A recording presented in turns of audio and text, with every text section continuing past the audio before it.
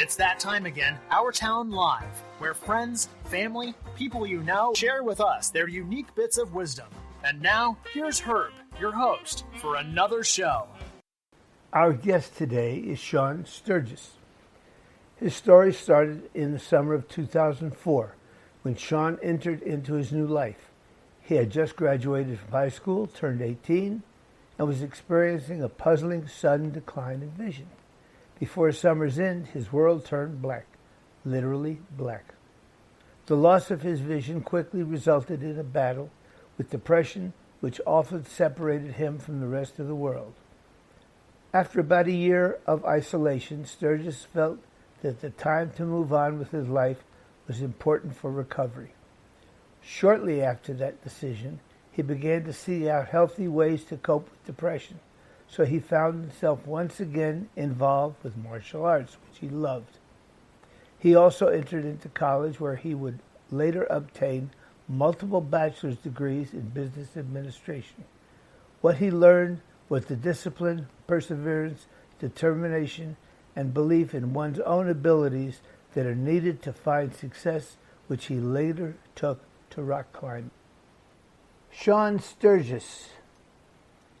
In the summer of 2004, you entered a new life. Tell us about that. Yes. So 2004 is when I completely lost my sight. About a couple years prior to that, I started wanting contacts instead of wearing glasses. So I went to my local optometrist to start the process of getting contacts. Then they found out that I basically had next to no vision in my left eye, and they didn't really know the cause of the vision loss that I was experiencing. And I didn't notice it until they brought it to my attention, because I felt like my right eye was compensating for it so much, and I was playing baseball at the time, so I didn't really, let it bother me too much. So then, over the next couple of years, I continued to go to specialists around Florida and to Emory in Atlanta, to Nancy Newman, who is a specialist there, and no one could really diagnose what I had, and no one knew why my eyesight kept diminishing. And then, after I graduated in high school in 2004, that's when I went from having any sight that I had to completely blind.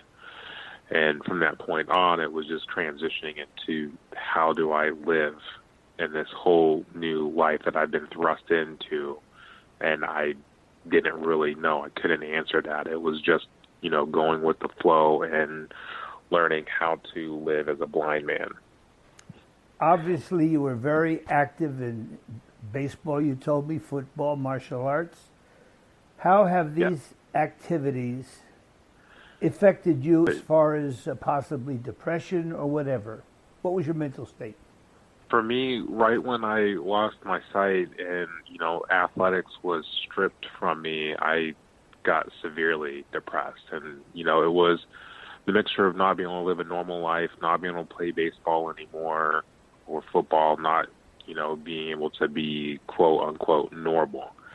And so as soon as I lost my sight completely, I entered into like a severe state of depression. When I mean severe, it was that I basically stayed to myself. I locked myself in my room and didn't want anything to do with my family or the rest of the world. I was just full of hatred, and no one could really help me out of the funk that I was in.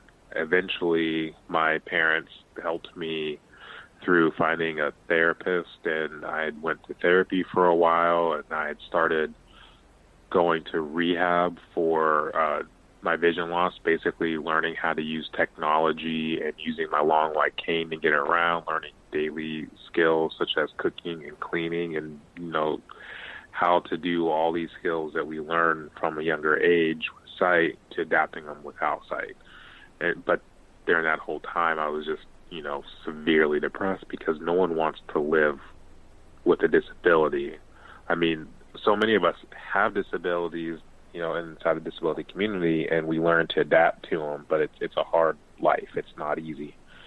And it took me a while to actually learn how to adapt and, overcome it and not let my blindness define who I am. You told me that for about a year you lived a life of isolation. What did you do during that period? For most of it, I, just laid there. I watched TV, tried to find ways to entertain myself. For a lot of it, I wallowed in my own sorrows and felt sorry for myself. My parents did buy me a guitar, and I started learning to play guitar, which I found to be very therapeutic. It gave me a sense of, I guess, a way to put myself into something that was productive instead of being, unproductive and focusing on my blindness. When my parents bought me a guitar, it gave me a way to not only find another way of an outlet for therapeutic reasons, but it gave me something else to focus on than my blindness. So that early, that first year is when I started coming out of depression because of, music, and eventually finding a reason to live and go on. But yeah, for that first year, it was basically, no social life, nothing, because I felt that no one could understand what I was going through, that I was going through this alone. And even though others have been there before, others have lost their sight, others have been there to help those that have lost their sight, but no one in my circle, my close family and friends, could understand what I was going through. So the way that I did it, so I didn't have to listen to people, was shut myself out. Was there one day, time, period, person that you had an epiphany and said, I have to change things? Yes, it was, I'd say between about a year and a half of my isolationism, that I came to a point of realizing that I didn't want to live this way forever. I wanted to still go out and experience life and travel and live on my own and, just not be stuck in my own little world that I was in.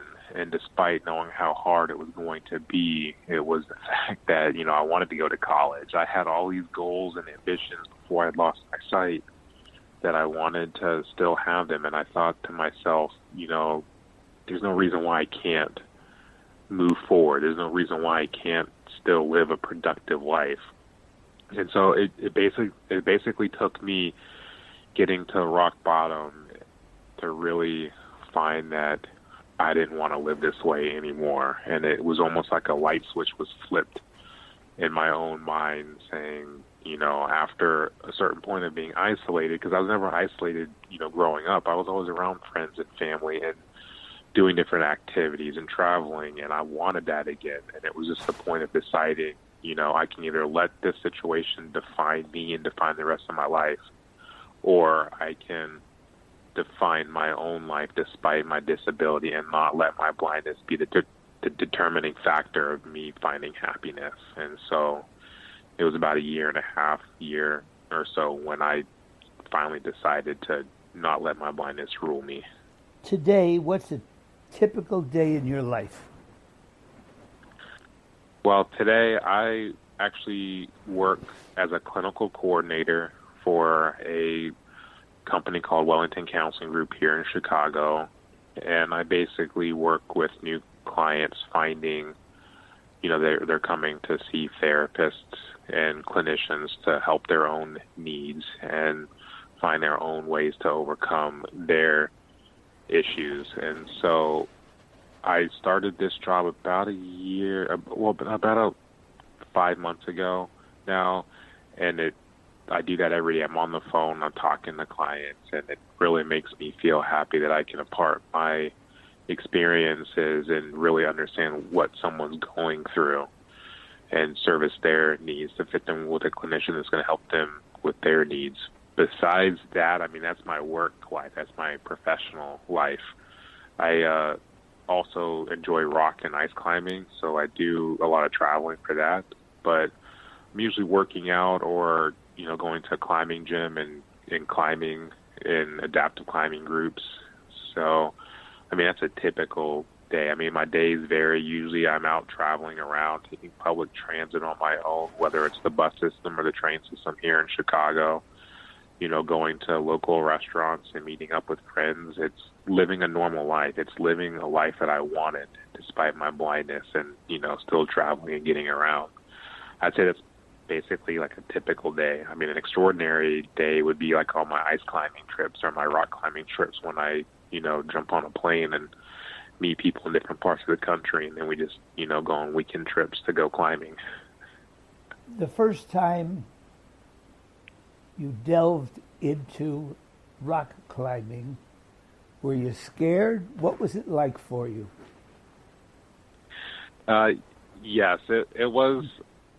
So to go back, before I lost my sight, I went on a lot of family vacations to national parks around the country, and I always remember seeing people climbing on the rock faces in the different parks that we went to, and I'm like thinking to myself, these people are nuts. Like, who in their right mind would want to actually be like climbing on these rocks? I just thought it was crazy.